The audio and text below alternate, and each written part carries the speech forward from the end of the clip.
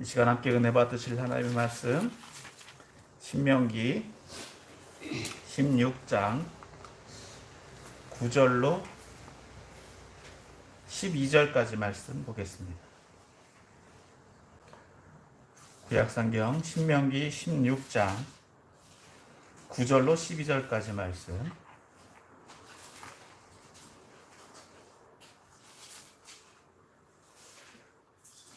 신명기 16장 9절로 12절까지 말씀. 다 쳐진 줄 알고 제가 말씀 봉독해 올립니다. 7주를 셀지니 곡식의 낫을 대는 첫날부터 7주를 세어 내 하나님 여호와 앞에 7일절을 지키되 내 하나님 여호와께서 내게 복을 주신 대로 내 힘을 내하려 자원하는 예물을 드리고 너와 내 자녀와 노비와 내 성중에 있는 레위인과 및 너희 중에 있는 객과 고아와 과부가 함께 내 하나님 여호와께서 자기의 이름을 두시려고 택하신 곳에서 내 하나님 여호와 앞에서 즐거워할지니라. 너는 애굽에서 종되었던 것을 기억하고 이 규례를 지켜 행할지니라. 아멘. 할렐루야. 아멘. 오늘도 주님 앞에 나오신 여러분들을 주님으로 축복합니다. 아멘. 그럼 오늘 우리는 이제 맥주 감사 주일로 지킵니다. 오늘 이제 신약에서는 이게 이제 오순절 성령감림절하고 이제 사실 같은 날이에요. 그래서 이제 우리 이 종교력으로는 이제 성령감림절하고 맥주절을 따로 구분해서 지킵니다만 무엇보다도 그래도 종교력으로 우리가 맥주절로 지키기 때문에 맥주 감사에 대한 말씀을 함께 나누기를 원합니다. 맥주감사주일은 구약에서는 77절, 오늘 본문 말씀 읽은 대로 77절이라고도 하고 또 초실절이라고도 합니다. 첫 보리를 베고 나서 7주 후에 첫 열매를 또 하나님께 드리는 절기로 지켜지는데 이 말씀은 레위기 23장 9절에서부터 21절에 이 제사법하고 연결돼서 같이 봐야 됩니다. 23장 9절에서 14절까지는 이 첫 곡식 단을 첫 예물을 먼저 하나님께 드리고 또 49일 동안 추수하는 가운데 이 추수하는 곡식물들은 먹지 않도록 되어 있습니다. 그래서 15절에서 21절까지 말씀을 보면 이 첫 곡식을 베서 첫 떡, 50일째 되는 날 첫 떡을 하나님께 드립니다.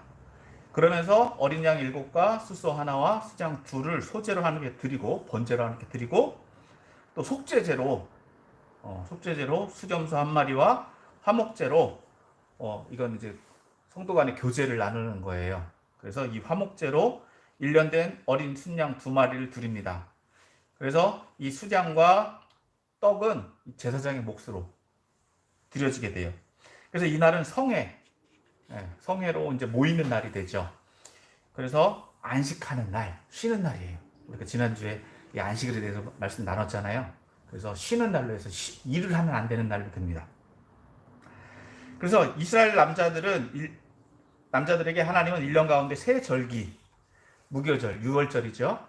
또 이번에 이제 77절, 또 우리가 추수감사절로 지키는 초막절, 이 세 절기는 꼭 지키라라고 이야기를 했어요.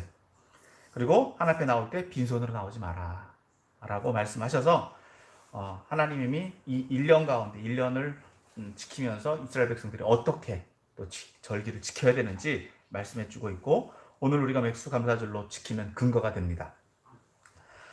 오늘 사실 우리가 맥주감사주일로 지키는데 여러분 추수에서 제일 기쁨을 누리는 사람이 누구일까요? 농부죠. 오늘 사실은 이 추수하고는 우리가 살짝 좀 거리가 있어요. 그럼에도 불구하고 우리가 맥주감사주일로 지키는데 이 맥주감사주일로 지키는 그 의미, 감사의 제목을 앞서 말씀드린 대로 농부에게서 한번 찾아보았습니다. 그래서 농부의 입장에서 어떤 감사가 있을지, 그래서 오늘 말씀 제목은 농부의 지혜로 배우는 감사. 그래서 농부의 지혜로 배우는 감사라는 제목으로 함께 은혜를 나누길 원합니다. 첫 번째로 이 농부는 왜 감사를 할까? 첫 번째로 심은 것보다 많이 거두게 해주심에 대한 감사일 것입니다. 예전에 제가 시골에 신방하며 다닐 때 또 신방하면서 전도하러 다닐 때 한 어르신을 만났습니다. 그분은 농부셨는데 그분은 교회를 안 나오세요. 몇 번을 만나도. 근데 어느 날 갑자기 뜬금없이 이런 말씀을 하시더라고요. 나 하나님 믿어. 나 하나님 믿는다는 거예요. 교회 안 나오시는 양반이. 그래서 깜짝 놀래가지고 어떻게 하나님 믿느냐라고 여쭤봤어요. 그랬더니 하나님이 비를 주시고 하나님이 열매를 맺게 해주셔야지 자기들이 거둘 수 있으니까 나는 교회 안 나가도 하나님 믿어. 네. 여러분 우리가 아는 하나님하고 조금 다르긴 해요. 근데 그분 입장에서는 하나님 믿는다고 말씀을 해요. 여러분 이처럼 교회 안 나오는 분도요 하나님 계시다라고 하는 거 믿어요. 그래서 사실 어떻게 보면 전통사회에서는 노인들이 공경을 받아요. 대우를 받아요. 왜냐? 이 경험에 의해서 지혜가 쌓였기 때문에 그래요. 그래서 일의 우선순위를 알고 또 어떻게 하면 많은 열매를 맺는지 또 어떻게 하면 우리가 지금 삶에 있어서도 그런 경험을 통해서 지혜를 나누기 때문에 그 어르신들을 공경하고 또 대우를 받는 것입니다. 그리고 그분들은 지혜자로 인정을 받습니다. 그런데 우리는 여기서 멈추면 안 되잖아요. 그래서 조금 더 나가야 될 줄 믿습니다. 그래서 제가 그 어르신한테 여쭤봤어요. 근데 어르신 겹시 몇 알 심으셨어요? 여쭤봤더니 한 알 심었대요. 한 알에서 세 알 정도 심는데요. 그러면서 제가 여쭤봤어요. 몇 알을 거뒀느냐? 여러분 한 알을 심었으면 심은 대로 거두면 몇 알을 거둬야 돼요? 한 알을 거둬야 되는 게 맞죠. 근데 거둔 거는 이분이 안 세보셨더라고. 근데 벽시 한 알에서 최소 60개에서 많이 달릴 때는 100개까지 달려요. 여러분 한 알을 심어서 한 알을 거두는 것 그게 정당한 이치예요. 원래적으로 보면. 근데 하나님은 심은 것보다 많이 거두게 하시는 분인 줄 믿으시길 바랍니다. 아멘. 여러분 이게 하나님의 질서예요. 아멘. 우리가 그것을 믿기 때문에 씨앗을 심는 거 아니겠습니까? 여러분 그렇기 때문에 문제는 이 비를 주시고 열매를 맺게 하시는 분이 하나님이다라고 하는 걸 알았다라고 한다면 그분을 믿는 것까지 가야 되는 줄 믿으시길 바랍니다. 아멘. 그렇기 때문에 그분이 지혜가 어디까지 가야 된다고요? 더 지혜롭다라고 한다면 하나님을 믿는 데까지 갔다라고 한다면 그분은 더 지혜로웠을 줄 믿습니다. 그래서 잠언 1장 7절에는 이렇게 말씀하고 있죠. 여호와를 경외하는 것이 지식의 근본이거늘 미련한 자는 지혜와 훈계를 멸시하느니라. 하나님 믿는 게 당연하다고 하는 거예요. 자기가 안다라고 했으면 아는 대로 믿어야 된다. 믿는 대로도 살아야 되는 줄 믿으시길 바랍니다. 앞서 말씀드린 대로 심은 대로 거두다라고 하는 거는 콩 심은 데 콩이 나야 돼요. 팥 심은 데 팥이 나야 돼요. 근데 콩을 심었는데 호박이 나와. 그럼 뭐가? 문제가 있는 거예요. 여러분 잘 생각해 보셔야 돼요. 오이를 심었는데 가지가 나와. 이거 문제가 있는 거예요. 내가 그 씨앗을 잘못 쌓았든지 내가 속았든지. 그쵸? 이 심은 대로 거둔다는 말은 내가 바르게 심었으면 바른 열매가 나와야 되는 것이고 물론 또 많이 심었으면 많이 거두는 거예요. 적게 심으면 적게 거두는 거예요. 그러나 하나님의 원리는 어떻다고요? 하나를 심었더니 30배, 60배, 100배의 결실을 얻게 하시더라. 이것이 하나님의 축복의 원리인 줄 믿으시길 바랍니다. 그렇기 때문에 농부는 감사할 수밖에 없는 거예요. 자기가 뭔가를 걷어서 감사한 것을 떠나서 내가 심은 것보다 더 많이 거뒀기 때문에 그런 축복을 하나님이 주셨기 때문에 농부는 감사해야 되는 거고 오늘 저와 여러분도 그런 감사가 있어야 될 줄 믿습니다. 우리 인생도 마찬가지예요. 사실 우리가 행한 것보다 하나님 우리에게 주시는 게 더 많아요. 사실 세상의 성공자들을 보십시오. 세상의 성공 원리 가끔 보면 우리가 세상의 성공자들을 보면서 무시하는 경우들이 있어요. 인정을 안 하는 경우들이 있어요. 근데 여러분 그분들도요 그 성공을 이루기 위해서 자기만의 열심이 있었어요.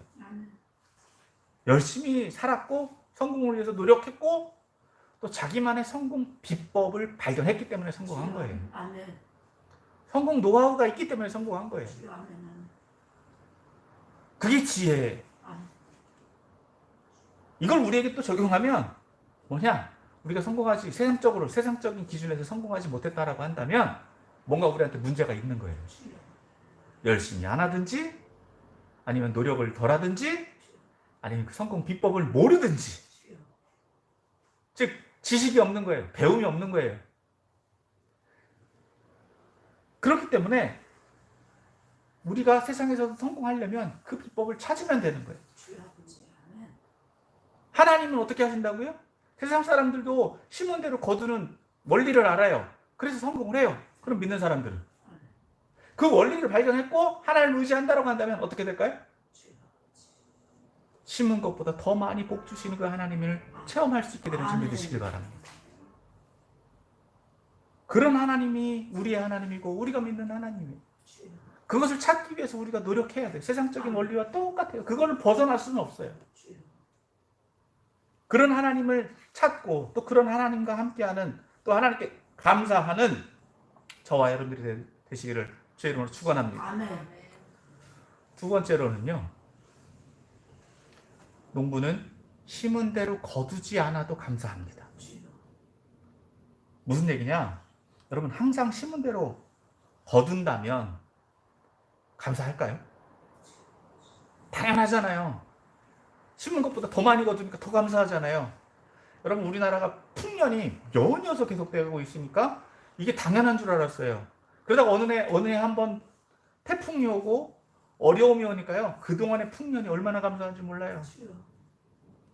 여러분 항상 우리가 원하는 대로 다 되지 않아요. 지난주에 제가 농사 짓는 분을 또 만났었습니다. 근데 그분이 이런 말씀을 하시더라고요. 농사는 잘 됐는데 열매가 없다는 거예요. 이해가 안 되더라고요. 농사가 잘 됐으면 열매도 많아야 되잖아요. 그런데 농사는 잘 됐대요. 그런데 열매가 없더라.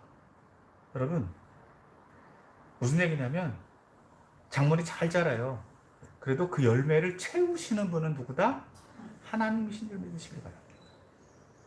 내가 노력해서 얼마든지 겉보기에는 좋아 보여요. 잘 될 수는 있어요. 그런데 어느 정도 그건 인간의 어느 정도까지의 노력이에요. 그 알곡을 채우시게 하는 분은 하나님이시다라고 하는 거예요. 또 원치 않는 가뭄이 오고 또 원치 않는 재해가 오기도 합니다. 그럴 때는 모든 것을 다 포기하고 싶기도 해요. 하지만 농부는 그의 농사를 망쳤다고 해서 농사를 거두지 않습니다. 가뭄이 왔다고 해서 또다시 씨앗을 뿌리는 것을 멈추지 않습니다.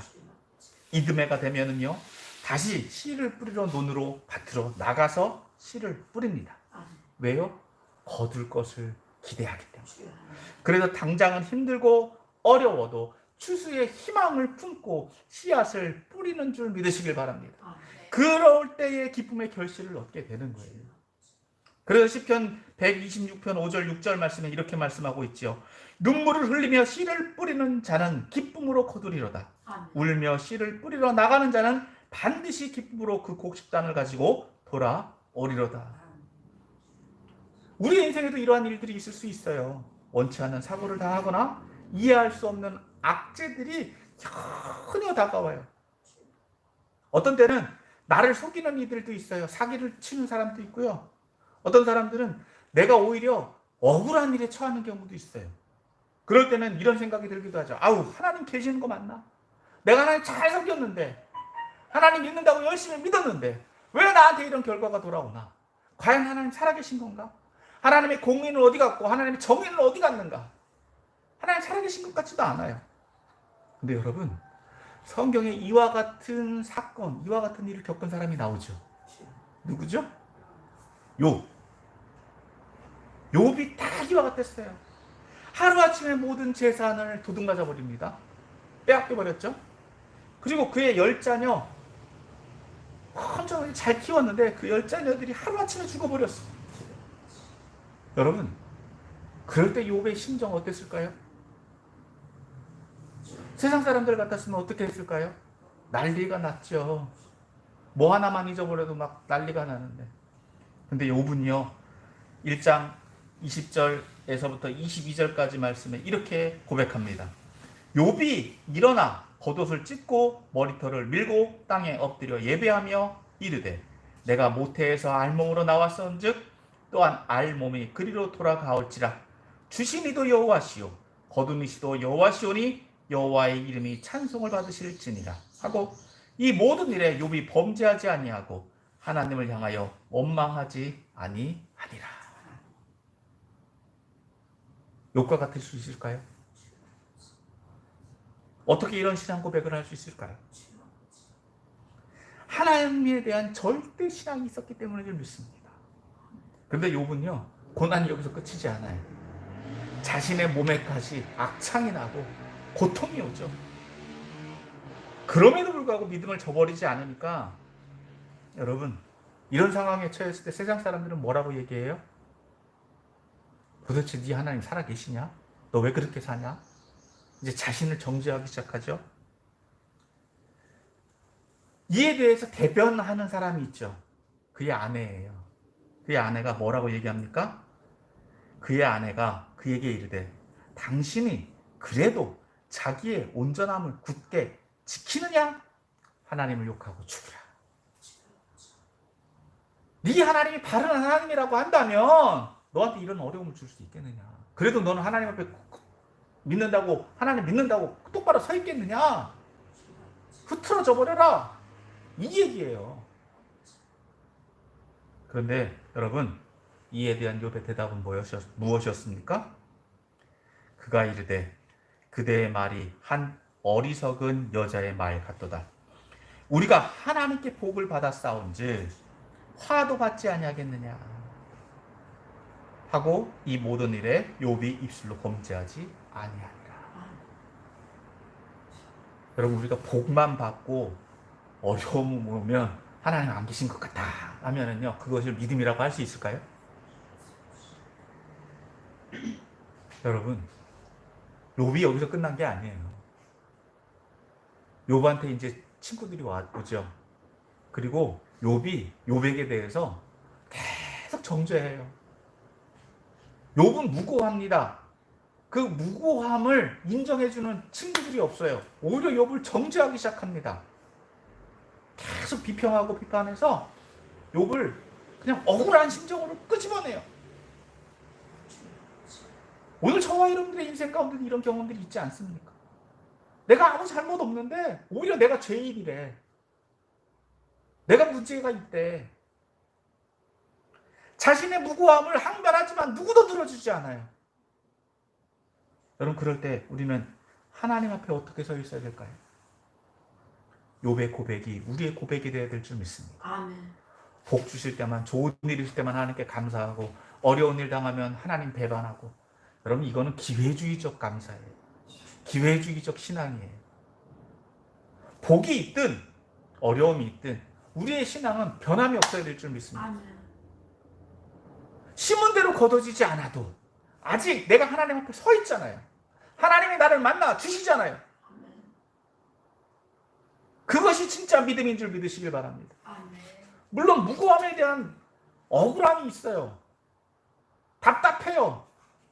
누구 하나 내 편이 없는 것 같아요. 세상에서 외톨이가 된 것 같아요. 그래도 내가 하나님 앞에 바르게 서 있으면은요, 하나님이 내 편 들어주시는 줄 믿으시기 바랍니다. 그거 하나로 사는 거예요. 아멘. 그 믿음으로 사는 거예요. 아멘.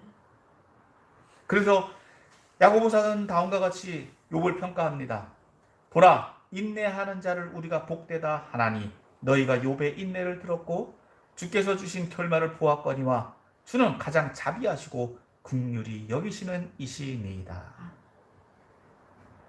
여러분, 원치 않는 어려움을 당한 농부가 다시 일어나 씨를 뿌려 나가듯 고난 가운데 있을 때 우리가 하나님에 대한 믿음을 가지고 나가면 우리는 하나님 앞에 하나님이 주시는 그 감사를 체험할 수 있는 줄 믿으시길 바랍니다. 그래서 시편 기자가 이런 고백을 할 수 있었던 거예요. 시편 119편 71편에 고난당하는 것이 내게 유익이라 이로 말미암아 내가 주의 율례들을 배우게 되었나이다. 아무나 할 수 있는 고백은 아닙니다만 우리가 진짜로 이런 고백을 할 수 있다라고 하는 것은 그 고난 가운데 만난 하나님, 내가 하나님의 바르게 서 있고 하나님이 은혜 주시는 그 체험을 통해서만 할 수 있는 감사의 고백이 되는 줄 믿으시길 바라고, 이런 고백을 할 수 있는 저와 여러분들이 되시기를 다시 한번 주의 이름으로 축원합니다. 세 번째로는 농부가 감사하는 것은 모든 것에 때가 있음에 대해서 감사합니다. 지혜로운 농부는요, 그 때를 알아요. 심을 때를 알고 거둘 때를 압니다. 또 논에 모를 심을 때가 있고 거둘 때가 있고, 밭 같은 경우는요, 농작물들이 자라는 시기가 다 다르잖아요. 거두는 시기도 다 달라요. 그래야지 또 많은 것들을 거둘 수 있어요. 농부가 이것을 모르면은요, 농사를 못 져요. 그런데 그 질서를 하나님께서 세워놓으시고 그 질서를 알기 때문에 그러한 결실을 얻는 거예요. 이와 마찬가지로 우리의 인생도 하나님께서 때를 정해놓으셨습니다. 문제는 우리가 그 때를 모른다는 거예요. 내 인생에서 내 지금 이 시간에 무엇이 나에게 내가 해야 되는 일이고 하나님께서 무엇을 원하시는가. 여러분, 그런데 이것을 가장 잘 알 수 있는 거는요, 전적인 하나님에 대한 믿음이에요. 창세기 26장에 보면 하나님이 이삭을 거부로 만드시는 장면이 나옵니다. 26장은. 근데 26장에는 크게 두 가지 사건으로 이삭이 거부가 돼요. 첫 번째로는 가뭄 가운데 100배의 복을 주신 사건이 있고요. 두 번째는 이삭의 우물 사건입니다. 여러분 다 아시죠? 좀 더 설명을 드리면요, 사실 창세기 26장이 복을 받을 때 이삭의 상황은요, 가장 안 좋은 상황이었어요. 환경적으로 보면 1절에서 보면 아브라함 때와 같이 흉년이 든 때였습니다. 다 안 좋아요. 다 어려워요. 그러니까 이삭이 지금 살고 있는 땅에서 살지 못하고 하나님이 블레셋 지역 아비멜렉 왕이 다스리는 땅으로 가라 했어요. 아브라함은 애굽으로 갔었죠. 하나님 묻지 않고. 그런데 이삭은 하나님이 인도하는 대로 갔단 말이에요. 근데 그 땅은요, 이삭 편이 아무도 없어요. 혼자란 말이에요. 그래서 두려워갖고 어떻게 했습니까? 자기 아내를 누이라고 속여버려요. 결과적으로 아내 뺏기죠. 근데 하나님이 아비멜렉 왕의 꿈에 나타나서 그 아내는 이삭의 아내다 알게 하셔서 어떻게 합니까? 다시 돌려줍니다. 여러분, 어떻게 보면은요, 이삭은 그 지역에서 신뢰를 잃어버릴 뻔한 거예요. 신용이 없는 자가 되어버릴 수 있었어요. 그런데 하나님이 보증을 서주시니까 어떻게 됩니까? 오히려 이삭은 그 지역에서 보호를 받아요. 안 좋은 때이지만 하나님이, 그리고 이삭이 잘못했지만 하나님이 그 때를 바꾸시더라는 거예요. 오히려 이삭이 보호받게 돼요. 그리고 그곳에서 농사한 결과 어떻게 됐다고요? 다 어려운데 이삭만 100배의 복을 받아요. 그래서 거부가 됩니다. 자, 이 거부가 된 사건에 대해서 블레셋 사람들이 좋아할까요? 아니죠. 다 어려운데 혼자 잘 되면요, 사람들이 이상하게 여겨요. 그러니까 시기하니까 이삭이 떠납니다. 그곳을 떠날 수밖에 없어요. 떠나서 우물가에 있는 지역으로 가려고 했는데 문제가 뭐냐? 거부가 되니까 목축을 해야 되잖아요. 그럼 뭐가 필요합니까? 물이 필요하잖아요. 그래서 아버지가 파놓았던 우물들을 찾아서 가는데 문제는 그 지역 사람들이 우물을 다 메워버린 거예요. 화가 나갖고. 그래서 우물을 파죠. 팠더니 물이 나오니까 어떻게 해요? 가뭄이잖아요. 물 나오니까 홀랑 뺏어버려요. 이삭은 이동합니다. 그들과 싸우지 않아요. 이동해요. 또 팝니다. 또 물 나와요. 또 뺏겨요. 그렇게 몇 번을? 3번을 뺏기고 4번째 가서 물을 파니까 또 나옵니다. 그제서야 그 주변 사람들이 안 뺐어요. 이삭이 뭐라고 고백하시는지 압니까? 하나님이 우리의 지경을 넓게 하셨도다. 아멘. 여러분, 싸우지 않는 거예요. 탁월한 능력, 하나님이 복 주시는 사람은요, 세상 사람들과 기준이 달라요. 하나님이 때를 따라서, 인도하심을 따라서 자기가 무엇을 해야 되는지 분명히 알고 가요. 그것이 때예요. 내가 지금 무엇을 할 수 없다? 어렵다? 여러분, 세상 사람들도 이렇게 말하죠. 여러분, 위기를 기회라고 이야기하잖아요. 어려운 시기가 기회의 시기라고 이야기를 하잖아요. 그거를 어떻게 바꿀 거냐는 거예요. 여러분, 여기서 창세기 26장 여기서 이야기가 끝나지 않습니다. 그렇게 그곳에서 거주하고 있는데 이삭에게 아비멜렉 왕이 와갖고 뭐라고 얘기하냐? 조약을 맺자. 어떤 조약? 네가 우리를 치지 말라. 이 무슨 얘기예요? 누가 더 힘세요? 블레셋 왕이 더 힘이 셉니다. 그런데 블레셋 왕이 하는 말이 네가 우리를 치지 말라. 여러분, 조건이 어떻게 바뀌었느냐? 블레셋 왕이 밑으로 내려간 거예요. 이삭이 더 높아진 상황이에요. 여러분, 창세기 26장 처음에 어떤 상황이었죠? 이삭은요, 나그네였습니다. 안 좋은 상황이었어요. 아무것도 없는 상황이었어요. 그런데 하나님의 인도하심을 따라 갔더니, 성실하게 살았더니, 때를 따라 하나님 앞에 순종했더니 하나님이 복 주셔서 하나님이 거부가 되게 하시고 하나님이 지경을 넓게 하시고 또 무엇보다도 어떻게 해요? 그의 지위도 블레셋 왕보다 더 높이, 더 높은 자리에 앉게 하시더라. 여러분, 위기가 바로 기회가 된 줄 믿으시길 바랍니다. 여러분, 우리는 그때를 알 수가 없어요. 분명한 건 그때가 있다는 거예요. 전도서 3장은 이렇게 이야기하죠. 범사에 기한이 있고 천하만사에 때가 있나니 날 때가 있고 죽을 때가 있으며 심을 때가 있고 심은 것을 뽑을 때가 있으며 죽일 때가 있고 치료할 때가 있으며 헐 때가 있고 세울 때가 있으며 울 때가 있고 웃을 때가 있으며 슬퍼할 때가 있고 춤출 때가 있으며 돌을 던져 버릴 때가 있고 돌을 거둘 때가 있으며 안을 때가 있고 않는 것을 멀리할 때가 있으며 찾을 때가 있고 잃을 때가 있으며 지킬 때가 있고 버릴 때가 있으며 찢을 때가 있고 꿰맬 때가 있으며 잠잠할 때가 있고 말할 때가 있으며 사랑할 때가 있고 미워할 때가 있으며 전쟁할 때가 있고 평화할 때가 있느니라.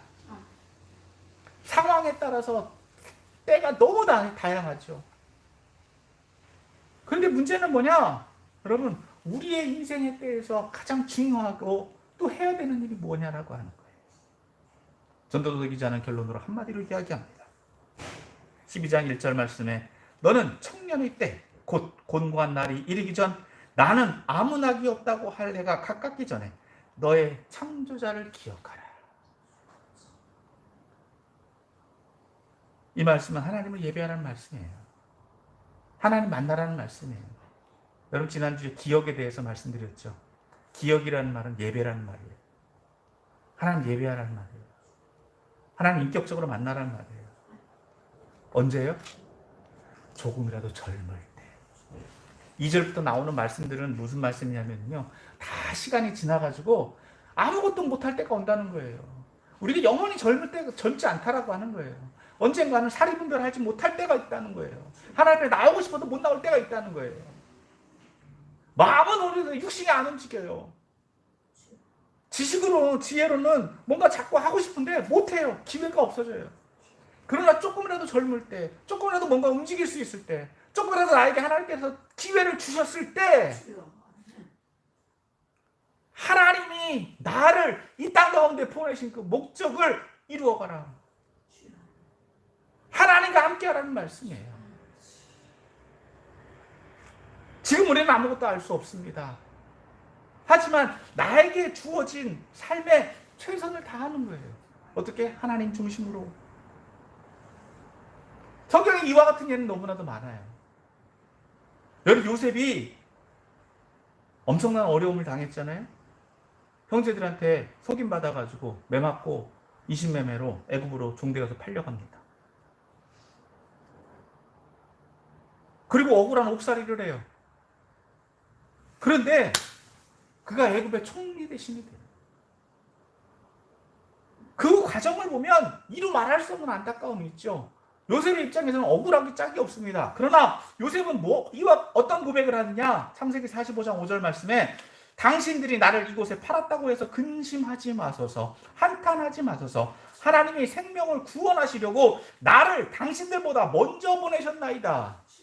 여러분, 하나님의 때를 이해하니까 환난이 있고 어려움이 있고 고난이 있다 할지라도요, 그것이 자기에게 하나님의 크신 섭리 가운데 자기가 그렇게 움직여졌더라. 여러분, 에스더가 아하수에로의 왕비가 된 사건은 바로 그 백성을 구원하기 위함 아니었습니까?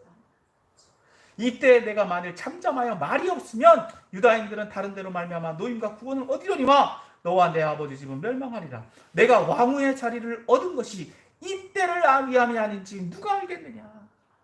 우리는 그때를 알 수 없어요. 하나님이 나를 왜 이곳에 보내셨는지, 왜 이 자리에 두게 하셨는지 알 수 없어요. 그러나 우리가 할 수 있는 최선은 뭐라고요? 믿는 사람으로서의 삶을 살아가는 거예요. 아멘. 요셉이 감옥에서 인정받은 것은요, 성실함 때문이에요.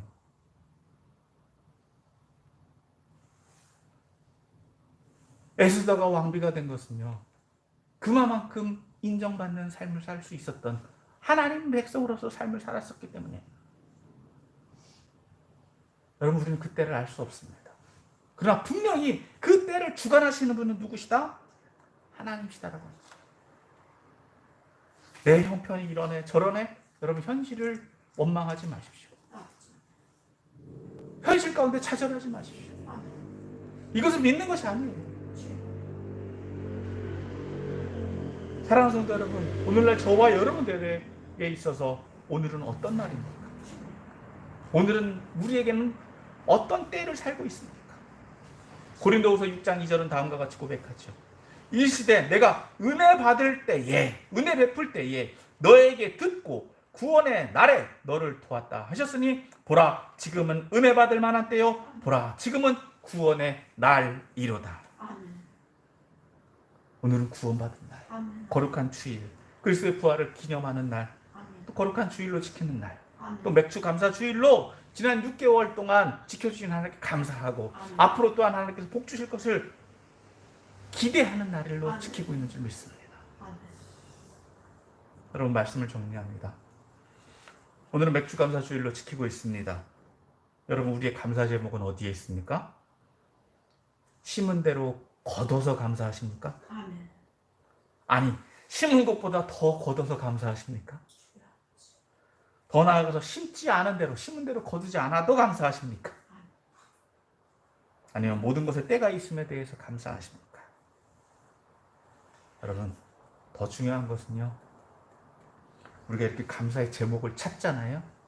감사의 제목을 찾고 있지만 이 감사의 제목보다도 더 중요한 것은 이 추수한 결실을 함께 나누는 데 있는 줄 믿으시길 바랍니다. 거두게 하심에 대한 감사도 중요해요. 그러나 이것을 누구와 함께 나누고 누구와 함께 기뻐할 것이냐. 오늘 본문 말씀 16장 11절은 다음과 같이 이야기합니다. 너와 내 자녀와 노비와 내 성중에 있는 레위인과 및 너희 중에 있는 객과 고아와 과부가 함께 내 하나님 여호와께서 자기 이름을 두시려고 택하신 곳에서 내 하나님 여호와 앞에서 즐거워할지니라. 이 절기에 참여할 대상은요, 나와 우리 자녀, 우리 가족과 또 함께하는, 여기 본 말씀에 보면 노비들 있죠. 함께 일하는 사람들, 우리 이웃들입니다. 또 더 나아가서 레위인들, 주의 종들, 그리고 우리 안에 있는 나그네들, 오늘날로 하는 외국인들, 외국인 노동자들, 또 소외계층들, 고아와 과부들과 함께 이 즐거움을 누리라고 말씀하고 계세요. 그리고 그것을 어디서요? 하나님이 자기 이름을 두시려고 택하신 곳, 곧 하나님 성전을 말합니다. 이곳에서 함께 즐거워하라고 말씀하고 계세요. 이것이 감사주의를 기쁨으로 지키는, 바르게 지키는 거예요. 하나님께 예물만 드렸다고 해서가 아니라 우리가 함께 즐거워할 수 있는 축제의 개념으로서. 그래서 제가 부탁드렸어요. 예, 거두신 거 앞에다 놓으셨는데 이거 함께 나누자고. 오신 성도님들 오시면 나눠드리라고. 그래서 가실 때는 예, 나눠가지고 가시고, 또 어려운 분들 계시면은요, 내가 다 먹는 게 아니고 주세요. 나눠주세요. 나눠줄 수 있는 거. 큰 거 많이 나누는 것보다 작은 거를 소소하게 나눌 때에 큰 은혜가 넘치는 거예요. 예수님이 이 땅 가운데 오셔서 우리에게 베풀어진 은혜, 사랑, 무엇보다 우리를 구원하신 것, 그 기쁨을 무엇으로 증거하겠습니까? 앞서도 기도하시면서 전도가 어렵다고 그랬잖아요. 어려워요. 왜? 믿는 사람들이 본을 안 보이니까. 우리는 무엇으로 본을 보이겠습니까?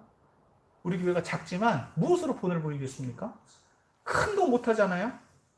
큰 거 못하면은요, 못한다고 못하는 게 아니에요. 작은 거부터 하면 돼요. 작은 거 뭐요? 조그만 것이라도 주면 돼요. 주는 것이 심는 것입니다. 심을 때 걷어집니다. 씨를 뿌려야 소출이 걷어지는 거예요.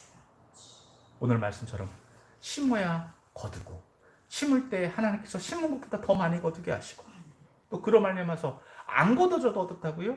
우리가 하나님 앞에 바르게 서 있음에 감사하고, 또 하나님께서 이루실 때가 있어요. 그 때를 기대하는 거예요. 그래서 그 사역을 계속해 나가는 거예요. 그것이 주의 복된 소식을, 또 복음 위에 서 있는 사람들이 해야 되는 일인 것을 믿으시고, 그런 삶을 살아가는, 또 그래 하나님께 감사하며 살아가는 저와 여러분들이 다 되시기를 주의 이름으로 축원합니다. 아멘.